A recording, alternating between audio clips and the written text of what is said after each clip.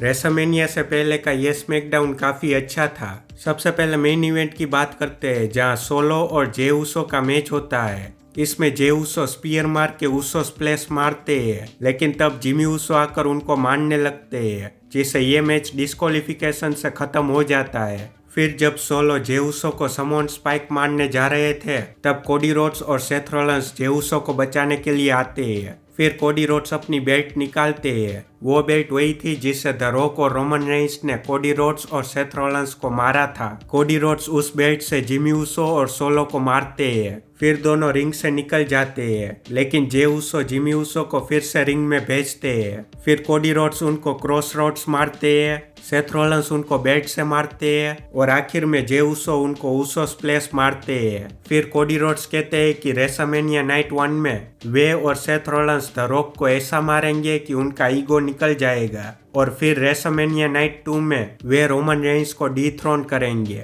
मतलब कि वे चैंपियनशिप को जीतकर अपनी स्टोरी को पूरा करेंगे। आखिर में वे कहते हैं कि एक अच्छी स्टोरी खत्म होगी और उससे भी बेहतर स्टोरी की शुरुआत होगी। कोडी रोड्स ने इतना सब बोल दिया है, तो अब उनको टाइटल जीतना ही होगा। अब बात करते हैं केविन ओवेंस शो की, जिसमें रैंडी ऑर्टन गेस्ट होते हैं। वे दोनों लोगन पॉल की बात करते हैं। फिर लोगन पॉल का वीडियो दिखाया जाता है। वे जहां रेसलमेनिया होने वाला है वहां होते हैं, इसलिए वे दोनों उनको मारने के लिए वहां जाते हैं, और उन दोनों को मारने के लिए ऑस्टिन थियरी और ग्रेसन वॉलर उनका पीछा करते हैं। लेकिन लोगन पॉल बाद में स्मैकडाउन में आ जाते हैं और वहां के क्राउड को भला बुरा कहते हैं, लेकिन वहां का क्राउड उनको कोई रिएक्शन नहीं देता, उनको बू भी नहीं किया जाता।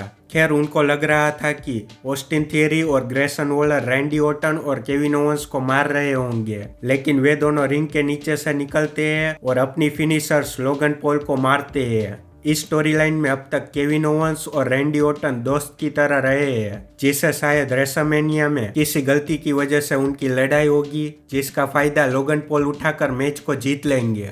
खैर, अब बात करते हैं टैग टीम मैच की, जहां न्यू कैच रिपब्लिक सामना करते हैं ऑस्टिन थियरी और ग्रेसन वॉलर का। ये मैच अच्छा रहता है। आखिर में न्यू कैच रिपब्लिक अपनी फिनिशर से मैच को जीत लेते हैं, लेकिन उसके बाद जजमेंट डे आकर सबको अपनी फिनिशर्स मारते हैं। रो में उन्होंने 3 टीम्स को मारा था और स्मैकडाउन में उन्होंने इन दोनों टीम्स को मारा, जिससे मुझे लगता है कि रेसलमेनिया में ये सब एक हो जाएंगे और जजमेंट डे से अपना बदला लेंगे। खैर, बैक स्टेज हमें दिखाते हैं कि कार्लिटो ड्रैगन ली के पास होते हैं, जिन पर किसी ने अटैक किया होता है। फिर जेलिना वेगा और इलेक्ट्रा लोपेस का मैच होता है, जिसमें सेंटोस एस्कोबार और डोमिनिक मिस्टीरियो एंड्राडे को लेकर आते हैं। ये मैच ठीक था, इतना भी खास नहीं था। इसमें डोमिनिक मिस्टीरियो के डिस्ट्रैक्शन से इलेक्ट्रा लोपेस जीत जाते हैं। मैच के बाद डोमिनिक मिस्टीरियो और सेंटोस एस्कोबार रे मिस्टीरियो पर अटैक करते हैं और वे दोनों एंड्राडे को भी मारने के लिए कहते हैं, लेकिन एंड्राडे उल्टा उन दोनों को मारने लगते हैं और रे मिस्टीरियो से हाथ मिलाते हैं। आगे रेफरी रे मिस्टीरियो को बताते हैं कि ड्रैगन ली रेसलमेनिया में हिस्सा नहीं ले पाएंगे,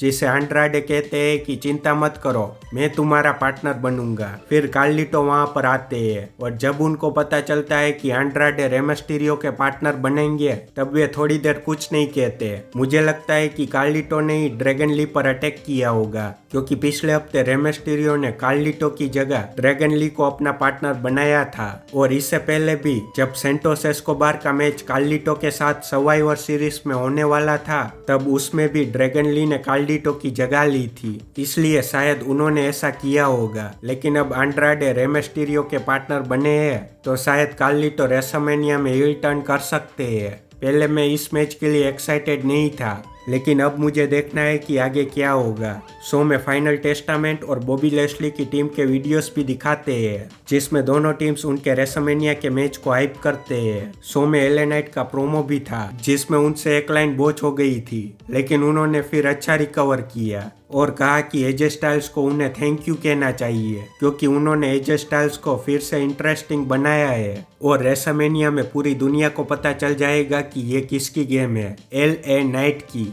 शो में बेली का वीडियो भी दिखाते हैं जिसमें वे डैमेज कंट्रोल की जर्नी के बारे में बात करते हैं। ये वीडियो काफी अच्छा था। इस वीडियो ने उनके और इयो स्काई के मैच को काफी एक्साइटिंग बना दिया है। शो में Andre the giant battle royal भी होता है। ये फनी और एक्साइटिंग मैच था, लेकिन एक स्पॉट ऐसा था जहां आइवार अकीरा तोजावा को रिंग के बाहर फेंकते हैं, लेकिन ओटिस उनको कैच नहीं कर पाते। उम्मीद करते हैं कि उनको कुछ हुआ ना हो। मैच की बात करें तो मैच के विनर ब्रॉन्सन रीड बनते हैं। इसके अलावा बियंका ब्लेयर, नेओमी और जेड कारगिल का प्रोमो होता है जहां बियंका ब्लेयर कहते हैं कि वे काफी समय से डैमेज कंट्रोल से लड़ रहे थे, लेकिन अब उनके फ्रेंड नेओमी उनके साथ है। और जेड कारगिल कहते हैं कि damage control I of the storm में है, मतलब कि तूफान के बीचों बीच है। आपको कैसा लगा ये शो कमेंट में जरूर बताइए।